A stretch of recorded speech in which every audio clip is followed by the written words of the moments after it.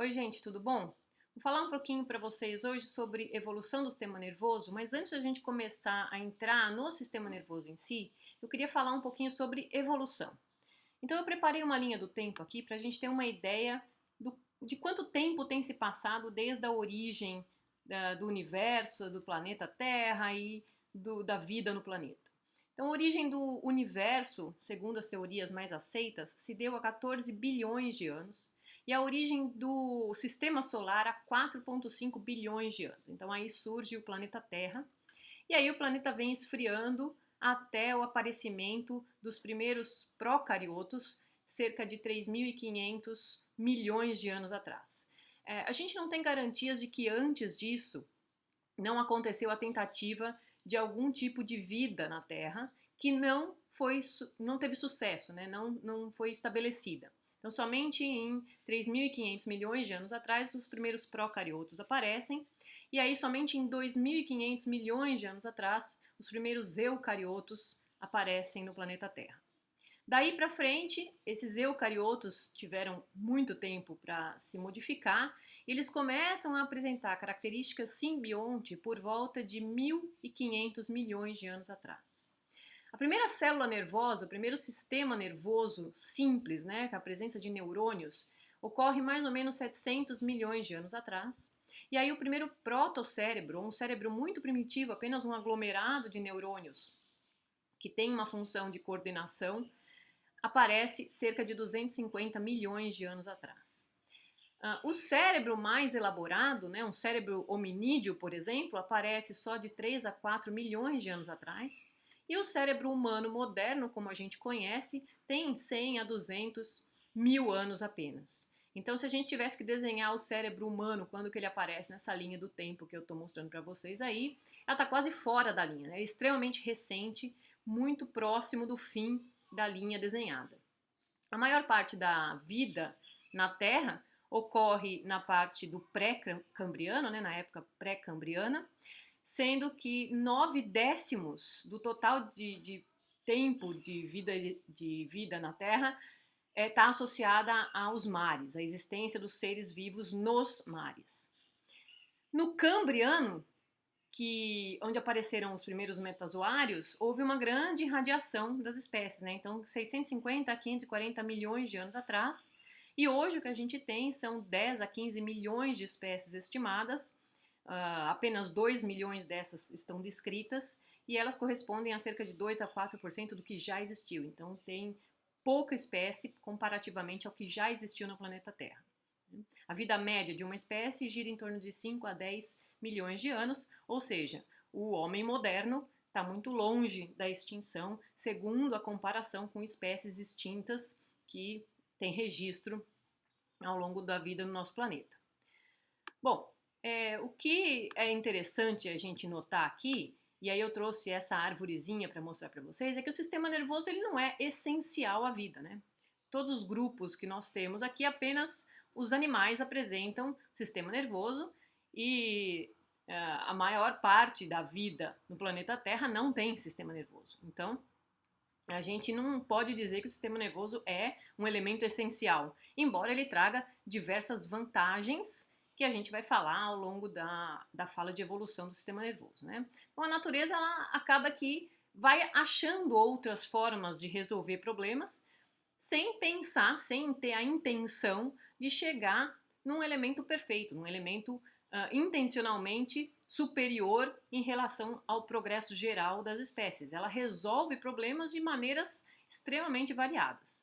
E uma dessas maneiras foi o surgimento de um sistema nervoso que foi importante para aqueles grupos que conseguiram estabelecer o sistema nervoso e foram mantidas ao longo da evolução deste grupo especificamente, certo?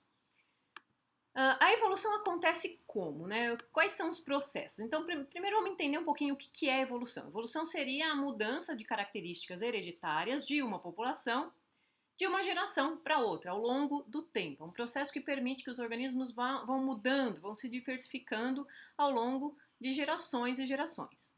Tá? Existem vários processos que levam à evolução. Então, a alteração do número de genes, ou da frequência de alelos de genes numa população, ao longo das gerações, é um dos processos, né? Então pode ocorrer mutações nos genes que vão produzir características novas ou alterar características que já existiam. Pode ocorrer recombinação, que também pode levar a características novas ou modificações daquelas que já existiam. Pode ocorrer transferência de genes entre populações, quando ocorre migração. Mas dois processos são os mais frequentes na mudança dessas características que permitem a evolução. O primeiro deles é a seleção natural, né? Então é um processo não aleatório. As características hereditárias vão se tornando cada vez mais comuns ou cada vez mais raras nesse processo de seleção natural, e eu represento aqui por essas bolinhas coloridas que vão ficando cada vez mais nos tons vermelhos, né? Então, por uma pressão ambiental, a característica específica vai sendo selecionada em detrimento das outras características que não são tão adaptativas naquele ambiente, naquela pressão ambiental. E um outro processo, que agora é completamente aleatório, é a deriva genética. Então, por ações ambientais, por fatores ambientais, as características hereditárias vão se tornando mais comuns ou mais raras e a população muda como um todo de forma não específica para uma determinada característica. Ela vai mudar de acordo com o que foi selecionado aleatoriamente naquele momento ali. Então vocês veem aqui um ambiente e por uma alteração ambiental, somente uma parte do ambiente foi mantido. E aí quem estava naquele ambiente deu sorte, vamos dizer assim, foi aleatório, né, de uma população toda, e vai sobreviver somente aquela porção e eles vão passar então as características que foram mantidas para frente. Quem falou da teoria da evolução a primeira vez e acabou ficando extremamente famoso por causa disso foi Charles Darwin, né, que trouxe a teoria da evolução à tona em 1859, mas ele teve colaborações bastante importantes do seu avô, Erasmus Darwin, que já tinha bastante coisa escrita com ideias em relação à teoria da evolução, juntamente com Alfred Wallace, que acabou vindo mais tarde a ser conhecido, né, como uma pessoa que teve as mesmas ideias de Darwin, mas Darwin foi quem publicou a teoria. Então, o que Darwin dizia nessa teoria que ele sugere, né? Que formas elaboradamente constituídas, tão diferentes uma das outras e interdependentes de uma forma tão complexa, evoluíram a partir de formas mais simples de vidas, por uns poucos princípios também muito simples. Então, essa é a ideia geral da teoria da evolução. A teoria da evolução, claro, foi bastante simples na época e ainda assim negada e debatida pra caramba, mas é importante que a gente tenha modificações da teoria com a inserção de novas ideias conforme elas vão surgindo. Okay? Então a teoria da evolução ela sofre uma alteração mais tarde quando a genética de Mendel aparece, né? E a tentativa aqui de uma união dessas duas teorias na teoria sintética da evolução.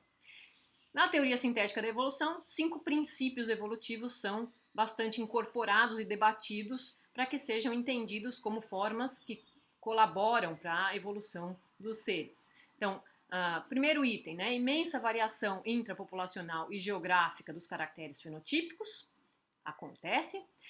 Um segundo item, a variação é devida à mutação genética e recombinação.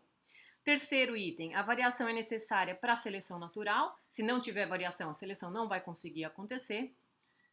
Quarto, variações geográficas de caracteres são adaptativas. E 5, os fenômenos micro e macroevolucionários têm que ser regidos por variações fenotípicas e por seleção natural. Então, são os 5 itens que o debate todo de junção da teoria da evolução do Darwin com a teoria genética de Mendel trouxeram para dentro da ciência.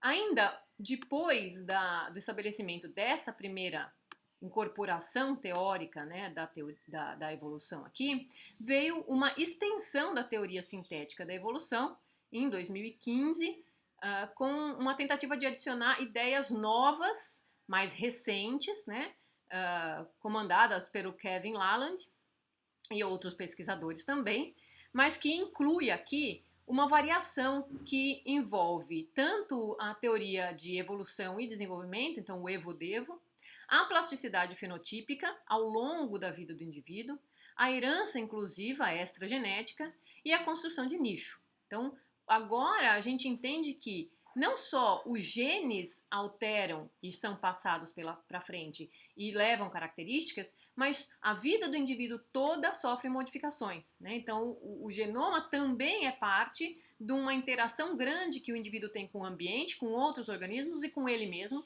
que geram modificações ao longo da evolução. Alguns princípios são importantes serem discutidos para a gente poder chegar na evolução do sistema nervoso. Então, os princípios evolucionistas da organização do sistema nervoso e do cérebro contam com conservação e com tamanho absoluto do cérebro. O que é conservação? Vários aspectos da estrutura e da função do cérebro são conservados ao longo da evolução da espécie. Então, novas características são incorporadas, mas características antigas são mantidas. Uma conservação ao longo da evolução. 2. O tamanho absoluto. Então, alterações no tamanho que levam a alterações organizacionais de até 5 vezes a ordem de magnitude, como número, tamanho, densidade de neurônios, conectividade entre neurônios e tamanho relativo das regiões cerebrais são bastante importantes serem consideradas quando a gente vai falar de evolução do sistema nervoso e evolução do cérebro. Tá? Existe um plano básico estrutural que os organismos se caracterizam por ele, né, que a gente chama de Bauplan. Então, esse plano básico ele se modifica pouco ao longo da evolução, então ele encontra formas de modificação muito cedo e se mantém depois conservado, né? E que esse Bauplan se organiza em cima de uma centralização do sistema nervoso, então todo o conjunto de células nervosas se organiza para juntar-se numa região principal, central, uma cefalização, ou seja, tem um polo frontal específico, uma cefalização, nosso encéfalo, né, fica numa região específica. A simetria, que pode acontecer de várias maneiras, mas a que se mantém e se destaca é a simetria bilateral. E a regionalização da estrutura dentro do sistema nervoso. Então, várias regiões do sistema nervoso acabam adquirindo características específicas. Nesse próximo slide aqui, eu acho bastante interessante a gente ver que o sistema nervoso dos animais, ele tem elementos estruturais muito semelhantes entre si. Então, se a gente olhar desde um quinidário, um porífera, até um mamífero, um primata, a gente vê que a unidade funcional é a mesma, é um neurônio, né? A bioquímica dentro desse neurônio, com aminoácidos, com peptídeos, proteínas, enzimas, é a mesma, se mantém muito próxima do original. As organelas, a membrana, tem uma estrutura muito parecida, né? Muito conservada. E a histologia do sistema como um todo também é muito próxima. Então, o que mudou, afinal de contas, ao longo da evolução? Mudou o arranjo, mudou a forma, mudou a arquitetura. O funcionamento global, quando eu incorporo mais elementos, vai mudando. Mas, de maneira geral, o elemento estrutural básico se conserva muito, né? Então, um cérebro que tem 50 a 100 bilhões de neurônios, ele é um cérebro que tem mais células, mas ele tem células iguais àquelas originais, ok? O que destaca o cérebro do homem moderno? O número de conexões, o número de relações entre as células neuronais. Então, nós temos cerca de 100 trilhões de conexões com uma imensidão de interneurônios que favorece uma série de comportamentos que a gente apresenta agora na próxima aula, que eu vou falar um pouquinho mais do começo dessa história toda, da evolução do cérebro, né? Só para relembrar aqui pra gente, as primeiras células, né, onde tudo começou, então não é nem um neurônio ainda, são as bactérias aqui, né, há 2,5 bilhões de anos atrás, elas, embora não tenham um sistema nervoso, não tem um neurônio, porque ela é o organismo é a célula, né, ela já consegue formas de resolver uma série de problemas que ela encara, né? Então ela tem sensibilidade perceptiva, ela tem irritabilidade, ela tem condutividade, ela tem contratilidade e ela tem memória. Então ela tem receptores N para resolver vários problemas e ela tem uma grande capacidade adaptativa. Tanto é que ela está aqui junto com a gente até hoje. Muitas são legais e vivem favorecendo a nossa biologia e outras nem tanto, né? Que acabam sendo causadoras de uma série de doenças que a gente enfrenta hoje. Mas veja, sem um neurônio é uma vida que está estabelecida e é extremamente eficaz. né? Então nem tudo é necessário ter neurônio para sobreviver legal, ok? Bom, a gente finaliza por aqui essa primeira parte. Espero vocês na próxima, em que eu vou abordar um pouco mais profundamente a evolução do sistema nervoso em si.